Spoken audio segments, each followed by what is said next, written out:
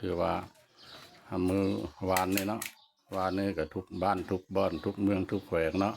ถือว่าถือศาสนาพุทธพาเดียวเข้าพรรษาลาพันเจ้าบ่แม่นบ่ได้ลาแล้วเนาะเข้าพรรษาเนาะเข้าพรรษาภาวนามาในตั้งตอนนี้ต่อไปเนาะมื้อนี้ก็เป็นนับหนึ่งไม่ถือว่าคำแฮมคำหนึ่งเนาะของเดือนแปดลาวแล้วก็ได้ทางครอบครัวของหมู่เพื่อนคือมิตรสหายนี่แหละเนาะเพิ่นก็ได้มาเฮ็ดต้นเฮ็ดลำมาแก้แก้บานเพิ่นได้มามาบานในหันปางก้อนเนาะเพิ่นก็มื้อนี้เป็นมื้อจดงามดีแล้วเพิ่นก็ได้มาอยู่ที่วัดบ้านสังเด้อเมืองเสือบางไผ่แขงขมวนตัวถ้าบรรดาทานทีเนาะภายในหรือต่างประเทศหากหูเห็นหรือว่าบัวท่านได้หูจักเกี่ยวกับประวัติตำนานของพระของวัดแห่งนี้เนาะวัดแห่งนี้นะมันเป็นวัดเก่าแก่มาแต่กี้แต่ก่อนแต่พ่อแต่แม่กันมาละย่าแม่เทวานี่ละขอถึงซื้อเพิ่นละเป็นเพชรยิ่งเนอะบ่ได้มีผู้คนมาเคนมาถวายเด้ออันนี้เล่าให้ท่านผู้ชมฟังเพิ่นเสด็จมาเองนะแต่สมัยเดี๋ยวนี้เราส่วนหลายแล้วมีคนล่อแล้วเพิ่นก็เอามาเหมาะมาเคนเดี๋ยวอันนี้เราเพิ่นมาเองสมัยแต่กี้แต่ก่อนแต่พ่อแต่แม่ก้าวขานั้นมาตื่นเราเศร้าพ่อแม่ป่าชนไปให้ไปหน้าแล้วเหื่อขึ้นว่าอย่างได้แห่มาตั้งแต่ปุ่นปัจจุบันนี้ก็เลยได้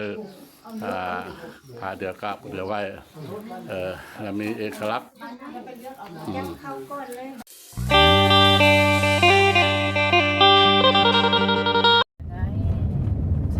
มือนี้เนาะ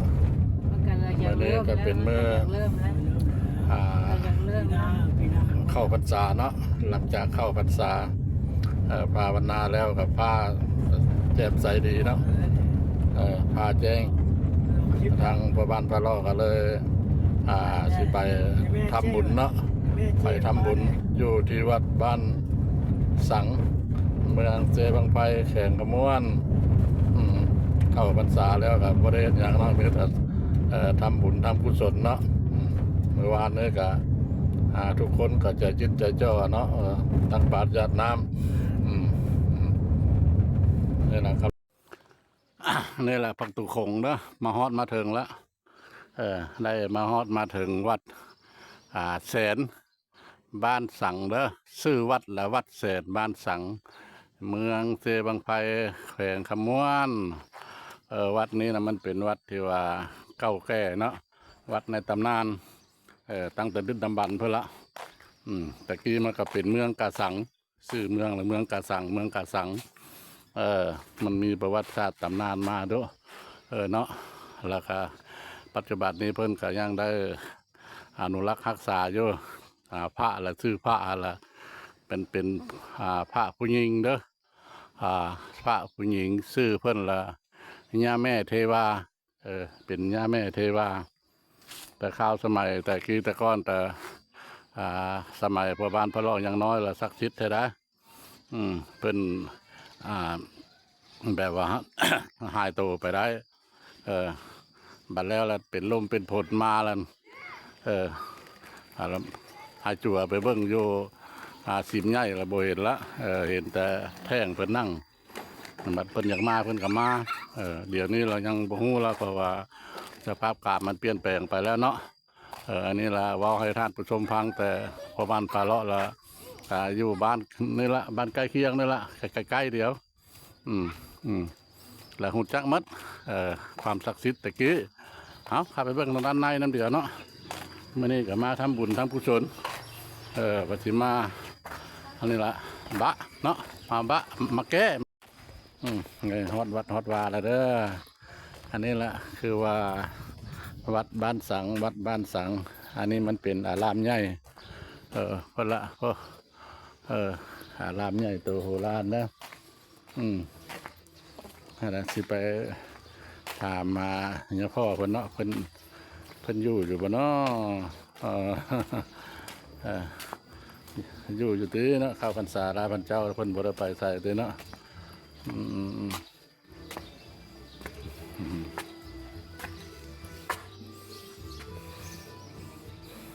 อยู่บ่เนี่ยพ่อเนี่ยพ่อฮ่าอยู่กุดอยู่บ่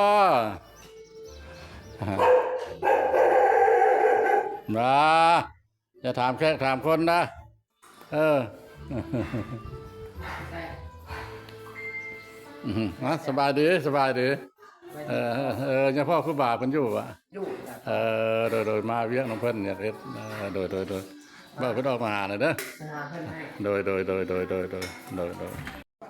โอ้ยบ่ได้เราอะมาเบิ่งแล้วเลยผู้เฒ่าขึ้นลงมาเมื่อยเราป่วยได้เรา